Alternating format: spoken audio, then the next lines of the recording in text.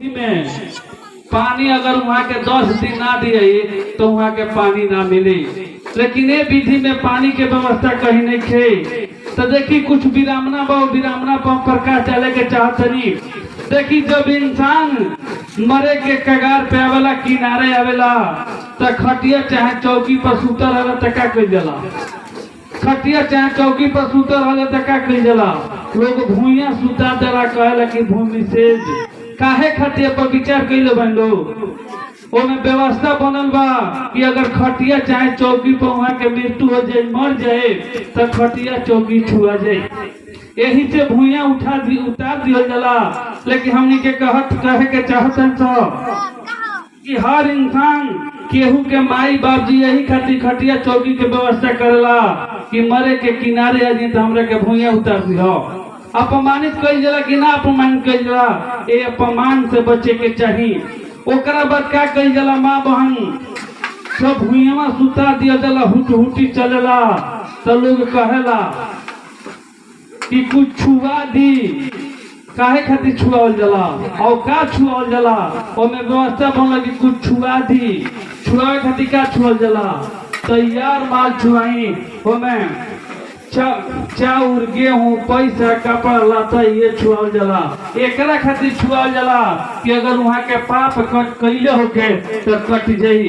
लेकिन हमनी के पूछे के चाहत इंसान कि जेकरा के छुआवल जाला उ तो पाप कइले रहेला, लेकिन जे बोरा के बोरा ले जाला ओकरा पर पाप चढ़े के चाहिए नु। ए पर विचार कइले बन लो। और में देखी सीधा माल छुआवल जाला। वो में ई ना छुआई धान कि अगर 10 किलो धान छुआओ तनी तो ले जाए वाला के घाटा लगी। अगर कुटाई तो 6 किलो चाउर हो, 4 किलो जर्सी कट जाई तो ले जाए वाला के घाटा लगी। वो विरामना बा, विरामना से बचे के पड़ी। ओकरा बाद लोग कहेला कि बैतरनी पार करा दी। बैतरनी पार करावल जाला लोग काहे खातिर पार करावल जाला कि अगर बैतरनी पार करावल जाला, कैसे पार करावल जाला, बाछी के पोंछ धरा के तनी बंद ना करा दी भैया, डिस्टर्ब होता है। अगर हम बोले ओकरा बाद फूल माला चढ़ावत रहे, काहे कि दिमाग हमनियो के भटक जाला।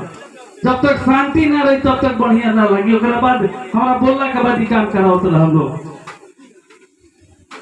तो देखी जब ओमे बैतरनी पार करावल जाला, हम पूछे के चाहते लोग यहाँ पार करावल जाला बैतरनी कमा बहन, बैतरनी पार करावल जाला काहे खातिर पार करावल के बारे में सोच लो बंदो। अब बाछी से बैतरनी पार करावल जाला। हमनी के पूछे के चाहतनी कि लोग गांव में बहुत गाय बाछी हुई है सन, लेकिन अपना मन से देखे नहीं कि वो पानी पार करे ले। पानी पार करे को देख ले बंदो, ओकर प्रमाणित बा कि अगर गाय होके नाद बा, एकरा के खूंटा पर ले जाए जाला बांधे खातिर गाय चाहे बाछी के। अब बीचवा में नाली होला, नाली तो जे गैया के पगहावा ले रहला उ आगे घिचले, गैया चाहे बच्चा पीछे घिचले कि ना घिचले। तो ओकरा के एक आदमी का करेले कि जाले पोछिया उठले तबो ना पार करेले। ओकरा के मारल जाला तो आराम से ना चारू पैर उठा के पार कर देले, फान जले। तो बताइए एगो नाली पार नहीं के कर तो बैतरनी के पार कर सकतिया। ए पर विचार कइले बन। ओकरा बाद का व्यवस्था बनल बा, हमनी के कहिले सन कि ओकरा से बढ़िया एगो जानवर होला कि ओकरा के नदी के केतनो धार तेज बहत होखे, ओकरा के ले जाके किनारवा छोड़ दी, मारहू के जरूरत नहीं खे। देखी 3 मिनट में समय ना लगी पार करियो। जानवर के का नाम हो? सुअर। तो सुअर ऐसे ना कहेला लो कि में व्यवस्था बनल बा कि गेहूं राउर, चाउर राउर, पैसा राउर, कपड़ा राउर, अगर छुआ दे तो फिर रखे के नहीं खे दे देवे के बा। इहे में व्यवस्था बनल बा। तो अगर मान ली कि अगर जजमान कहीं पगिरल है और सुअरवा के दान दे दले तो ओकरा खातिर खोबार बनावे के पड़ी कि ना पड़ी। लेकिन बछिया ऐसे कहे लो कि जजमान अगर पगिरले अगर दान दे दले तो एगो पूंजी तैयार हो जाए कि ना हो जाए। देखिए कितना बढ़िया व्यवस्था बनल बा। वो व्यवस्था के हमनी के मानसिक गुलाम बानी सन, वो व्यवस्था से बचे के पड़ी तबे हमनी के कल्याण होखे वाला बा। ओकरा बाद कहेला लोग कि जजमान, कहेला लोग कि हमारा के जज मानो। जब जज मान देब तो जजमेंट माने के पड़ी कि ना माने के पड़ी उनका। आ कहेला लोग कि दान देब तब तर जेब, कहेला लोग कि दान देब तब तर जेब। तर माने क्या होला एकरा बारे में सोच ले बंडू। तर माने होला नीचे। अगर 10 किलो गेहूं चाहे चावल होखे, 1 किलो दान दे देला तो कितना बचेला? 9 किलो बचेला। तो हमनी के बात ठीक है, लो बात बुझाला ना। हमनी के बुझाला कि ऊपरा कोनो प्रॉपर्टी बा, अगर दान दे देले तो ऊपरा मिली। अगर ऊपरा मिले वाला रही तो कुछ चंद चलाक लोग बहुआ जाके कब्जा कर ले रही, लेकिन वहां कुछ बा ना। ओकरा बाद क्या करी जाला? केहू के बाप मातारी अगर 6 साल के बाद मरेला तो दुख होला कि ना होला? दुख होला न। तो परिवार के जितना लोग रहेला सब के रोएला कि हमार माई रहनी तो मर गई, हमार पिताजी रहनी तो मर गई। रोवेला कि ना रोवेला? परिवार के सब के रोवेला, गांव मोहल्ला के रोवेला। तो वही में एगो लुक्का फुआ वाली काम वहाँ लोग के काम हवे, कहे नहीं कि एगो बाजा बांध लो। बाजा काहे खातिर कि अगर ना के बाजा ना बांधल जाई तो फिर यहाँ के जियम ना। लेकिन हमने के पूछे के चाहतनी कि बताई, अगर तनिए देर में केहू रोवत होके या तनिए देर में हंसत होकर क्या कहल जाला? पागल कहल जाला। लोग कहेला कि पागल हो गइल बा, दिमाग सड़ा गइल बा। तो व्यवस्था हमने के पागले न बनौले बा। एक योर रोवत तनी, एक योर बाजा बजावे के काम कइल जाला। ओकरा बाद क्या कइल जाला कि जब लाश लेके जाए के पहले लोग कहेला कि एगो टांगी ले ली। टांगी काहे खातिर? कि कहीं भूत बन के पकड़ी ना, अगर पकड़े तो वही से काटल जाई। यह व्यवस्था बनल बा। और जौना माई बाबूजी खातिर रोवत तनी ओकरा के भूत बनावे के काम कइल जाला। ओकरा बाद क्या कइल जाला कि जब पचाठी बना के और कफन कीन के आधा रहला तो ओकरा के पहना दिया जाला, आधा बच्चा के रखल जाला कि ना रखल जाला वो व्यवस्था में। और जब लेके चलो जाला लाश से तो एक आदमी आगवा से बहुत बढ़िया नारा बोलेनी कि राम नाम सत्य है। तो पीछुओ से लोग बोलेला कि ना बोलेला? पूरा चिल्ला के बोलेला। लेकिन हमने के पूछे के चाहता इंसान कि कैसन राम के नाम बा कि खाली मुहल्ला में सत्य होला और जियला में झूठ होला। मुहल्ला में खाली राम के नाम बोला के अलावा नहीं बोलल जाला। तो बताई कैसन राम के नाम बा? और राम के नाम अगर सही होके सत्य होके तो कहीं बोलल जा सकता कि नहीं बोलल जा सकता? सत्य बात कहीं बोलल जा सकता? लू कुछ बोली लो तो न बुझाई कि बोलल जा सकता? लू बताइए कि केहू के लड़का के तिलक बरासा चढ़त होखे, केहू के बहन बेटी के बारात आयल होखे, और केहू के लड़का के जन्मदिन के केक कटात होके, ओमे सब केहू कहत होके कि हैप्पी बर्थडे टू यू। एक आदमी पीछवा से जाके कहे लगी कि राम नाम सत्य है, राम नाम सत्य है। तो कितना लोग केक दिया, कितना लोग मारे पड़ जाई। देखी कितना विरामना बा कि कैसन राम के नाम बा कि खाली मरला में सत्य बा, जियला में झूठ बा कि नहीं के झूठ। वो झूठा नाम के हमनी के जय घोष करे सन। और एगो बताई कि राम के नाम ऐसा नाम बा कि जब तक जानत नहीं के लोग नागेंद्र राम हई, हरेंद्र राम हई, तो रउआ कहे लो, आप कहे लो। और जब भी जान जाला लो कि नागेंद्र राम हई तो रउआ के जगह पर हो कहे लगा लो, आप के जगह पर तुम भी कहे लो। ए तरह का होला कि ना होला? ऐसा राम के नाम बा। भगवान बुद्ध कहनी कि जन्म ही मृत्यु के कारण हो। जे जन्म ले ले बा ओकरा एक ना एक दिन मरे के बाकी नहीं के मरे के। आज मनवर गुलाबचंद में प्रकृति के नियम के पालन करते हुए विदा हो गई कि ना हो गई? तो वो समय कहे के चाहिए कि जन्म मृत्यु सत्य है। जे जन्म ले ले बा ओकरा एक ना एक दिन मरे के बाद वहाँ के नाम के जय घोष करी। भगवान बुद्ध की करुणा हो, बाबा साहब अम्बेडकर अमर है, लेकिन वो झूठा नाम के जय घोष ना करे के चाहिए। ये बताइए आज के बाद एक गांव में झूठा नाम के जय घोष न हुई। चली ये श्रद्धांजलि सभा के पहिल का सफलता। ओकरा बाद लोग शमशान घाट ले जाला तो ओकरा पहले का कहेला? वहाँ के अगर लठिया होखे डंटा होके, फाटल कपड़ा होके, कुर्ता पैजामा होके, तो का कइल जाला, एगो बेडशीट में बांध के और साथे भेज दिया जाला कि वो रखे तो छूट लग जाए। लेकिन हमनी के पूछे के चाहतनी सन कि अगर वहाँ के नाम से 2-4 लाख रुपया होके खाता में, तो पासबुको बिके के चाहिए कि ना बिके के चाहिए? बिके के चाहिए नू। अगर वहाँ के नाम से जमीन होके तो जमीनों के रसीदों तो बिक देवे चाहिए, कागजा। अगर माँ बहन होखी, अगर गहना होके तो गहनों बिक देवे के चाहिए कि ना बिके के चाहिए? ई कैसन व्यवस्था बनल बा जौन कीमती समाज में ओमे छूटका ना लगेला, जवन कम दाम के रहला वही में छूटका लगेला। ओकरा बाद क्या कइल जाला कि जब शमशान घाटे ले जाइल जाला तो ओमे व्यवस्था बनल बा कि जेकरा लइका ना होई तरबे ना करी। इहे नु कहल जाला। काहे खातिर कि 5 बार जलम जरा मुहा में लुक्का ना लगई है तब तक तरीहे ना। लेकिन हम पूछे के चाहतनी कि केहू के अगर छोट लड़का होला, अगर सलाई के तीली से हाथ जल जला तो दुख होला कि ना होला? होला नु। तो लोग कहेला कि हमारा लाल के जल गई, हमारा करेजवा के जल गई, यही सोच के कि हमारा तो हमारा मुंह में लुक्का लगई हो। देखी कितना बड़का विरामना बा, जौना लइकवा से रहुआ मुँह आगी देतनी, वही मुहवा से जब तक जियतनी तो मुहवा से चूमा चाटी लिहल जाला कि ना? लइकवा के लाल प्यार दियला कि ना? तो जियतनी तो मुहवा ठीक बा, मरला के बाद मुहवा खराब हो जाला कि लुका लगा के जरहे। ई विरामना बा, विरामना से बचे के पड़ी, तबे हमनी के कल्याण होई। हमनी के कहिले था कि शरीर से जब प्राण निकलेला तो 3 गो गति होला। पहिलका गति कि खून के गाड़ दी, चाहे गंगा लाभ कर दी, चाहे जला दी, है ना कोई जला। तो 2 गो चीज तो बुझाला हमनी के, खून के गाड़ दे और गंगा लाभ कर दे। लेकिन जब जलावे के बात आवेला तो का मुँह आगे दे तबे हुआ के जले।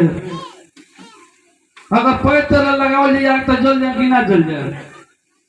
तो अपमानित करे के चाहे जलावे के बा तो दहिने से 20 में से जला दी, चाहे पैर तले आग लगा के जला दी, लेकिन मुँहे आगे मत दी, अपमानित मत करी। ओकरा बाद क्या व्यवस्था बनल बा कि जौन आधा कफन बचे रहला आ जे मुँहे लागी आगी लगावेला ओकरा क्या पहना दिया कि ना पहना दिला? और मैं नाम का रख ले बोलो, कहे उत्तरी। हमनी के तो कहिले था कि ओकरा के चढ़नी नाम रखे के चाहिए, कहे उस दिन से दहिया पर चढ़ न गई, चढ़ जला कि ना चढ़ जला। ओकरा बाद क्या कही जला कि व्यवस्था बनल बा कि जौन रास्ता थके जाई उ रास्ता मत आई, दोसर रास्ता पकड़ के आई ना तो वहाँ के पकड़ ले। यह व्यवस्था बनल बा। यहाँ के कितना उम्र होत रहा मानो गुलाब चरण साहब के? 80 साल होत रहा। ई बताई कि जवार के कौन ऐसा रास्ता होके यहाँ से छूटल हुई ना देखले होके? तो रास्ता छूटल हुई तो जब पकड़े वाला होके तो वहाँ पकड़ लेम कि ना पकड़ ले? कितना बड़का विरामना बो, विरामना से बचे के पड़ी, तबे हमनी के कल्याण होखे वाला बा। ओकरा बाद क्या कइल जाला कि बिहान जब आवल जाला तो जे टंगिया लेके जाला तो जे मुँहे आगी लगौले रहला ओकरे हाथवा में दे दे जाला आ कहले कि रोवे लेके चली। काहे खातिर कि बाबूजी तार कहीं भूत बन के जन पकड़ ले, अगर भूत बन के पकड़िए तो यही गणसिया से कटिए, टंगिया से कटी हो। ई होला कि ना होला? ओकरा बाद का कइल जाला बिहान भइले आवल तो दूधा लागेला, दूधा वाला न क्यों लगौले? तो देखी कितना बड़का विरामना बा। संत कबीर साहब के एगो उक्ति याद आ गई। संत कबीर साहब यही लेकर रामानंद जी के शिष्य रहनी, रामानंद जी के मठिया में रहत रहनी। संत कबीर संत रामानंद सागर रामानंद जी के बाबूजी के यही लेकर मृत्यु हो गई। तो रामानंद जी कहनी की जितना शिष्य रहे सब के उससे कहनी की चला जाके केहू के घर से दूध मांग लिया लो और वे दूध से हमारा बाबूजी के दूधा लगावल जाई। और रामानंद जी संत कबीर साहब से कहनी कि कबीरा जा केहू के घर से दूध मांग लिया वो और वही दूध से हमारा बाबूजी के दूधा लगी। संत कबीर साहब बात सुन के अपन कमंडल लेके चलनी। एगो नहर रहे, नहर के बगल में मरल गाय पड़ रहे। वही गैया के लगे जाके आ लगनी घास नोच के ओकरा मुँह पर डाले आ कहनी कि ये गाय ये घास खा आ दूध देबू तो हमारा गुरुजी के बाबूजी के दूधा लगी। सवेरे से लेके सांझ ले संत कबीर साहब वही लेकर करत रह गई, लेकिन रामानंद जी के जितना शिष्य रहे सब के उगा गई, लेकिन संत कबीर साहब ना वही। तो रामानंद जी पूछने अपना शिष्य से कि बताओ सब के आ गई, संत कबीर कहाँ बढ़े के अभी ले ना वही। तो कुछ लोग देखले रहे तो कहता देखी उहे मुअल गाय पड़ल बिया और ओकरे के घास खाए के कहत रहे कि घास खाए दूध दी तो रउआ बाबूजी के दूधा लगी। ये बात सुन के रामानंद जी संत कबीर साहब के लगे गईनी और संत कबीर साहब से कहनी कि ये कबीर तू क्या करता रहो। तो कबीर साहब कहनी कि हजूर यह मुअल गाय पड़ल बिया एकरे के घास नोच के मुँह पर डाला तनी आई घास खाई आ दूध दी तो बाबूजी के दूधा लगी। तो रामानंद जी कहनी कि ये मूर्ख मुअल गाय कहीं घास खाई कहीं दूध दी। तो संत कबीर सब हाथ जोड़ के कहनी कि हजूर जब मुअल गाय घास ना खाई या दूध ना दी तो मुअला बाबूजी करो दूध पिया तुम्हारा के दूध पिए ये इतना बेचैन भइल बनी। संत कबीर साहब के कहे के अर्थ रहे कि अगर केहू के बाप मातारी के अगर सेवा करे के बा तो जियत भर में सेवा करे उहे मिले वाला बा। मरला के बाद केतनो पाखंड कल जाई केतनो आडम्बर कल जाई वो मिले वाला नहीं खे। ई सच्चाई बा। कहीं कहीं देखे के मिलेला कि जियत भर में लोग बाप मातारी की लोटा पानी एक गिलास पानी समय पर ना देला, लेकिन मरला के बाद कहेला कि पता कर कि जवार के कौन नामियर नाच बा कि उनकरा कजिया में बनल जाई। ए लेका होला कि ना होला। ते व्यवस्था से बचे के चाही कि ना बचे के चाही। ओकरा बाद का कइल जाला कि एगो मार्केट से मटिया मंगा के आ नीचवा छेद करके रुई लगा देला लो आ घेटिया पोकरा बांध के ले जाके पीपर पर टांग देला लो। काहे खातिर कि जे उतरी लेले बा तू 10 दिन में पानी डलिया तो ओकरा ठोपे ठोपे ओकरा मुँह में पड़ी। तो कहल जाला कि मुँह जर गई मुर्घटिया में पानी पिए कटिया में देखो तो मुँह रउआ कटिए मुँह लूका लगा के जरा दहनी तभी बताई पानी कैसे पिए। ये बिरामना बा कि नहीं खे बिरामना। ये बिरामना से बचे के पड़ी। हम बतावे हम पूछे के चाहतनी कि हाँ इतना माँ बहन से लेके पुलुक बैठल बा अगर केहू के पियास लागल होखे आ ओठवा पर ठोपे ठोपे पानी चुआवल जाई तो पियास बढ़ी कि घटी बढ़ी नू। तो ओकरा खातिर लोटा चाहे गिलास में पानी के व्यवस्था करे के पड़ी। देखी कितना बड़का बिरामना बा कि जियत भर में लोटा और गिलास में पानी पियनी और मरला के बाद मेटिया में व्यवस्था कइल जाता। का हो ये बिरामना बा के नहीं के बिरामना। ये बिरामना से बचे के पड़ी तबे हमनी के कल्याण हुई। आई बताई काहे 10 दिन प्यास लगेला 10 दिन के बाद लगे के चाहे कि ना लगे के चाहे। ये बिरामना बा। ये बिरामना से बचे के पड़ी तबे हमनी के कल्याण हुई। ओकरा बाद क्या कइल जाला 7 दिन यहाँ लो सतधन नहाई ले लो माँ बहन। हम पूछे के चाहते कि यहाँ लोग क्या करे नी लोग जाई ले लो और केसिया के लटवा धोके जमीनवा पर गिराई ले लो आ कही ले कि वहाँ के मुंह में पड़ेला। यह व्यवस्था बा।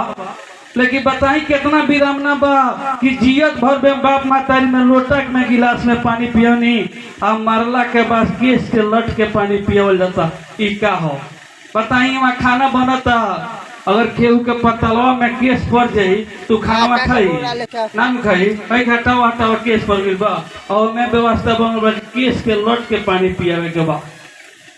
बिरामना बा कि नहीं खे बिरामना। माँ बहन सब पूछे के साथ नहीं बात बुझाता कि नहीं खे बुझाता नु। तो काम हमने के करे के चाही कि ना करे के चाही ना नु करे के चाही। ओकरा बाद का कइल जाला कि 10वां दिन 10 कातर होला तब मर्द के एक अंगुरी के केस होला तो मैं छुटका समझला कि ना समझला। हम माँ बहन के एको हाथ के बाके तो उहालो में समय के चाही कि ना समय के चाही। तो छुटको 2 प्रकार के बा कि मर्द के कपार में आ माँ बहन के आके नोहे में अटक जाला। यहाँ के नोह कटा गई छुटका। देखी कितना बड़का बिरामना बा छुटका। लेकिन हम के पूछे के चाहतनी कि देखिए एगो भैया मुड़ी छिलवले रहनी, हाँ यहाँ के मुड़ी छिलवा लानी, मोछ छिलवा लानी, दाढ़ी छिलवा लानी, तका छुटका उतर गई। हमनी के कही था कि पपड़ियों तो छिलवा ले वो तो कैसे नु हो। देखी मन के भरम बा, मानो नागेंद्र राम साहब अगर नगी छिलवा लेते यहाँ पर छुटका चढ़ल बा, ई मन के छुटका बा। जब तक ई मन से ना हटावल जाई तब तक ई भरम हटे वाला नहीं थे। ओकरा बाद का कही जाला, दशकातर के दिन लोग अपना सामर्थ्य के अनुसार लोग दान करेला। खटिया, चौकी, पलंग, रजाई, मोछदानी, छाता दान करेला कि ना करेला। नया पर सुनते हैं कि मोबाइलो दान करते हैं लोग, वहाँ के फोन से बात करे। कितना बड़का विरामना बा। काल ने जियत भर में मोबाइल चलौनी कि ना चलौनी, आ मरला के बाद मोबाइल दान कर देता। देखी भगवान बुद्ध अष्टांगिक मार्ग में पहिलका मार्ग बतौनी कि समय दृष्टि जो देखी तो कहीं वो हमनी के सामने हमनी के आँखी के सोजा ले जललो आ कहे ललो कि उनकरा मिली ले जाता रहा अपना घर है, उनकरा कहाँ से मिली। ये विरामना बाकी नहीं खे विरामना, ये विरामना से बच्चे के परी तबे कल्याण हुई। हमनी के पूछे के चाहतनी कि बताई अगर वो मोछदानी दान कैले बनी आ कहीं अगला जन्म में वहाँ के मोछड़ में जन्म ले लहनी, तो जे मोछदानी ले गई बा उ तान के सुतम बा, तो वहाँ के मोछड़ वहाँ के लागे भन बनाए अगल बगल कि केनियो फाका मिलो के एक चबा खून निकाली। ई का हवे ई विरामना बा कि नहीं खे विरामना। ये विरामना से बचे के परी तबे हमनी के कल्याण होई।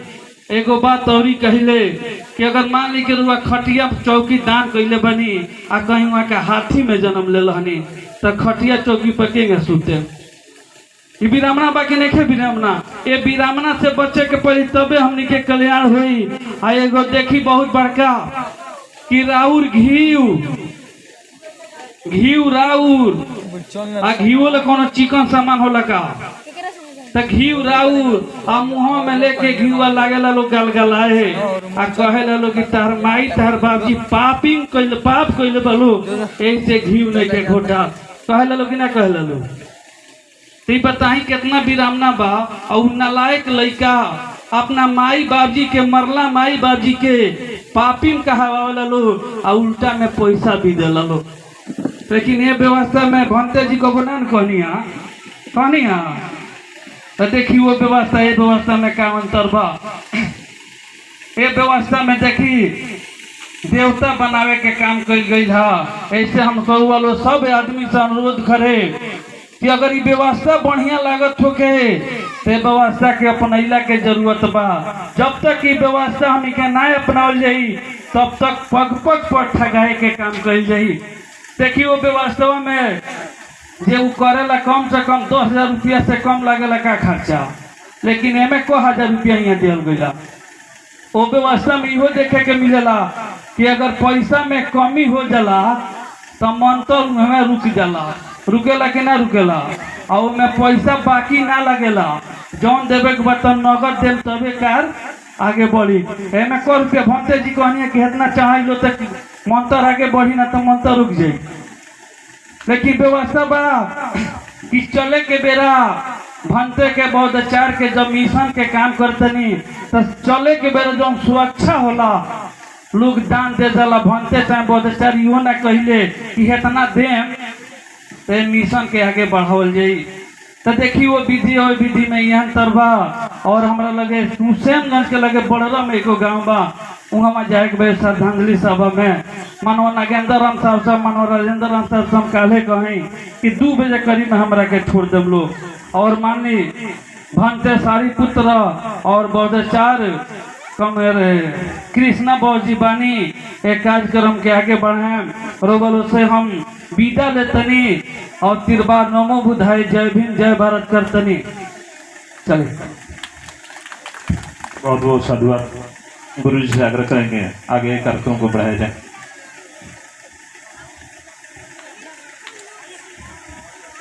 चलिए आप लोग सभी पांचों भाई पहले आप लोग फूल चढ़ाइए तो फिर आकर के बारी बारी से नहीं आप